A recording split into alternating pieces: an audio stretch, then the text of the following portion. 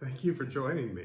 This message is about the space between the first big step toward forgiveness and the final step of forgiving. The space between. This message is about why it's so hard to take the journey toward forgiveness. So I have chosen to describe this journey toward forgiveness as 3 steps. Obviously, these are not steps because I'm calling it a journey to forgiveness. Rather, the 3 steps are 3 phases of forgiveness. Much like a baker who has 3 steps to baking a cake, she mixes the ingredients together and pours them into the pan. She bakes the cake and serves it. Or a farmer who has 3 steps to growing a crop. There's the step of planting, the step of waiting, the step of harvesting. Each of these steps take a lot of time. There's a lot of work goes into each step. And the same is true for your steps on the path to forgiveness. The first is to acknowledge the harm that has been done, uncovering what has laid there for a long time. And the second step is the big, bold step of understanding yourself better, understanding the other person, understanding the dynamics of the relationship that has led to the relationship being so marked by unforgiveness. It's a big, bold step to take and to keep taking the small steps that mark the space between acknowledging the harm and deciding to forgive. So in today's message, I'm going to be using the work of John and Julie Gottman, who founded the Gottman Institute some 40 years ago and came up with a remarkable set of discoveries. John and Julie's work initially began by focusing attention on the dynamics of how married couples interacted. They constructed labs, not the kind of lab you're thinking about with beakers and bottles and chemicals, but rather rooms of a home where couples could come in and be observed doing very ordinary things, such as making a meal, eating together, even watching TV and interacting with one another. All the couple had to do was agree to have their interaction videotaped.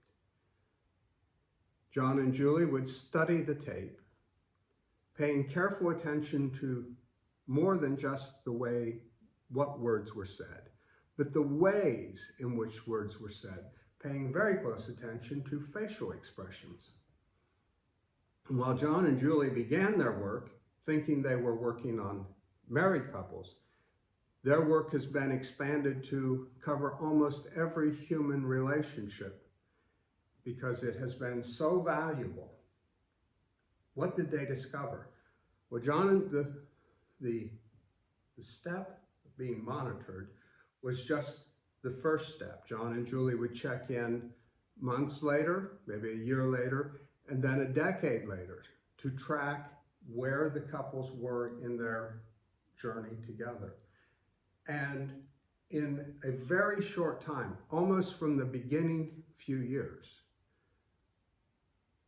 they discovered something very surprising. By watching the negative interactions, they could accurately predict how satisfied a couple would be, whether they would be together a few years later, and whether they would experience illness, because physical health is tied to our relational health. So the work has been used to apply to people at work, other family relationships, even the relationship a couple has with their newborn child. They noticed in particular how negative reactions were handled. Happy couples had very similar negative patterns to unhappy couples, with one big exception. Happy couples repaired the harm very quickly, sometimes within seconds, sometimes within minutes. But happy couples repaired the negative patterns, while unhappy couples left them to lie there. John categorized these negative reactions or negative styles of they're just really, let's just call it what it is. It's a style of disconnecting from the partner. John characterized 4 that came to the surface over and over again. Once again, unhappy couples and happy couples both had similar patterns of negative interactions. They both would fall into these negative interactions. But whether or not they were able to repair determined the happiness of the relationship, determined the length of the relationship, and even determined the physical health of the people in the relationship. John called these 4 negative patterns, these patterns of disconnection, he called them the 4 horsemen of the apocalypse, from John's Apocalypse, where John talks about the things that plague civilization, such as famine, violence, war, oppression.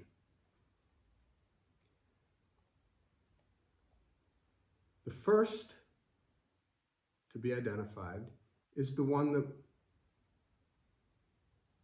seems the most normal to most people: criticism. Now, criticism is a pattern in which we negatively assess another person, but move very quickly to negatively assessing the person. It's different from complaining. Complaining is, I'm scared we're going to be over budget now that you bought that new whatever.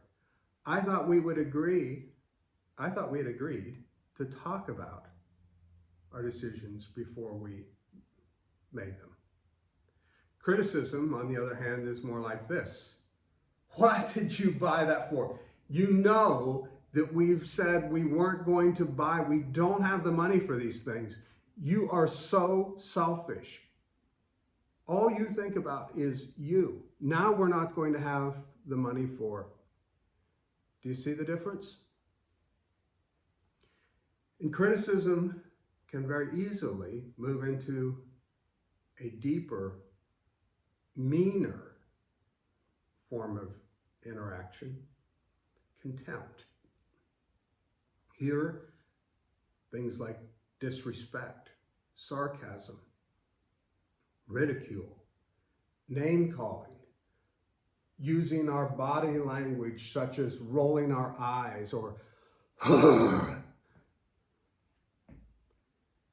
The aim is to make the other person feel more worthless, and also to elevate ourselves and our own moral superiority.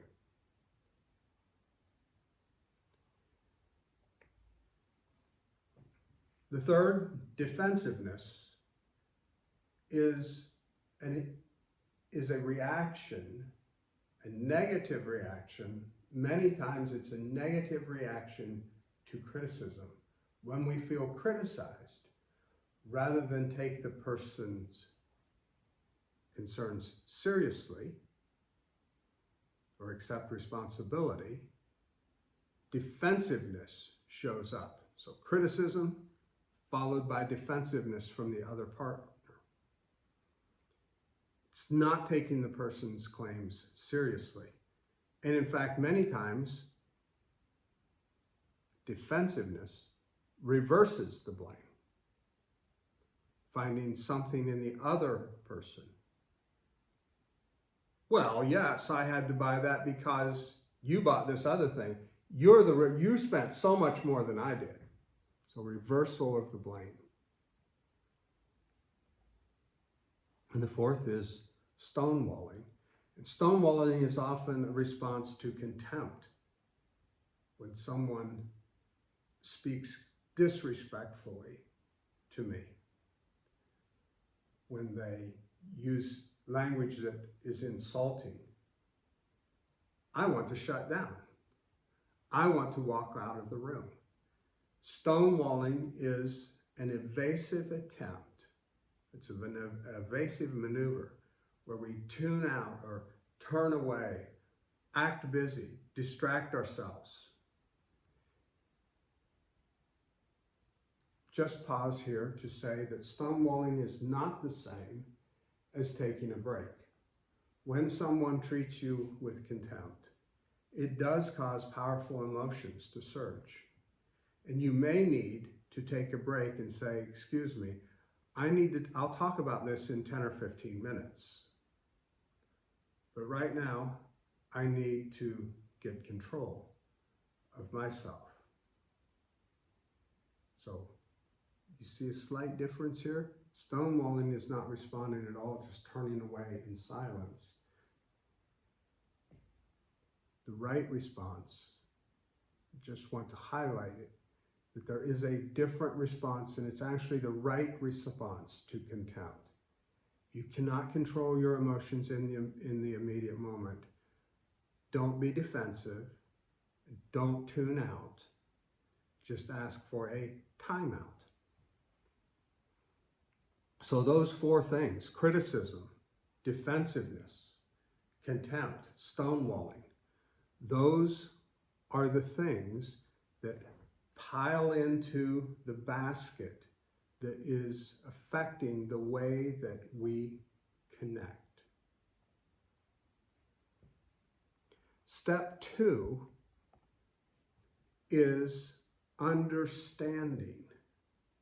It's understanding what's happening with me, understanding the concerns that my partner has, whether that's my marriage partner, the person that I'm working with next to, the neighbor across the street. These patterns show up again and again in our lives. And understanding is the hard work, what I call the big, bold step of choosing to relate to the person differently than the patterns that have dominated in the past. It's not yet forgiveness. It's a step toward forgiveness. It's a really important step toward forgiveness. Some people want to offer a forgiveness that's not really forgiveness at all because it jumps over the step of understanding. Step 1, I'm going to return to that for a moment just in case you've missed that message. Step 1 is acknowledging and understanding the harm that has been done. This step is taken entirely within a person's self or in the company of someone else that we trust, a friend, and someone that we can confide in, where we acknowledge the harm that's been done. And through uncovering and acknowledging that harm, we find we're on our feet, we're more balanced. Reminds me of a person who introduced me to golf, how to swing properly. And before we started swinging the club, he helped me get my feet set. What he said is get in an athletic stance, your knees bent, you're prepared for action, your body is balanced over your toes, over maybe the balls of your feet. I saw the same thing with my son's high school coach. He worked on my grandson getting his feet set, because before we can act, we have to have our balance. We have to be in an athletic stance. Before we take the big, bold step of understanding the relationship, we have to have secure emotional balance so that we can act properly. Now, understanding is this big, brave step. It's the step we take after acknowledging. Understanding is understanding the nature of what is in the box. Noticing the patterns that we have. Noticing how those patterns have harmed our relationship, and then hopefully working together to resolve, moving toward forgiveness.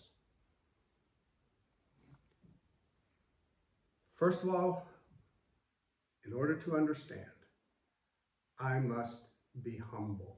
So the first step is being humble. Humility is best practiced before God in prayer. There, I can safely find a space to talk about my weakness without being someone taking advantage of me. But being humble needs to extend into those relationships that are more risky. Being humble is the first step of understanding.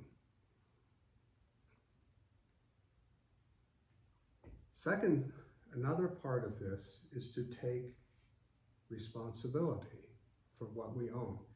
I want you to listen to me carefully. I take responsibility for what is mine.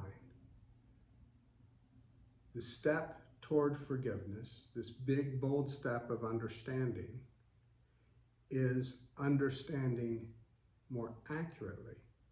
We're never going to have perfect vision in understanding faulty relationships. But understanding and taking responsibility is not taking responsibility for the other person's behavior. It's acknowledging what lies on my side of the disconnection.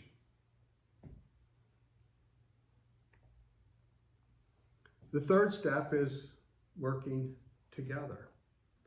Now, when we work together, we are able to move much more quickly toward forgiveness. But not everyone is ready to work together immediately. Not every relationship. You may be ready before the other person. Why is that? Because if you have taken step one, you are in an athletic stance where you have your balance. You are ready to work on step two. But the other partner may not be. Your friend, ex-friend, neighbor may not have taken step one. And if they aren't willing to work together, that's where step four, number four of understanding comes into place. That's called setting boundaries. Boundaries identify the expectations, the ways the relationship should unfold. Some people confuse boundaries with controlling the other person. But boundaries are not controlling the other person as much as limiting recognizing the natural limits that need to be there. So, working with our last point, which was working together.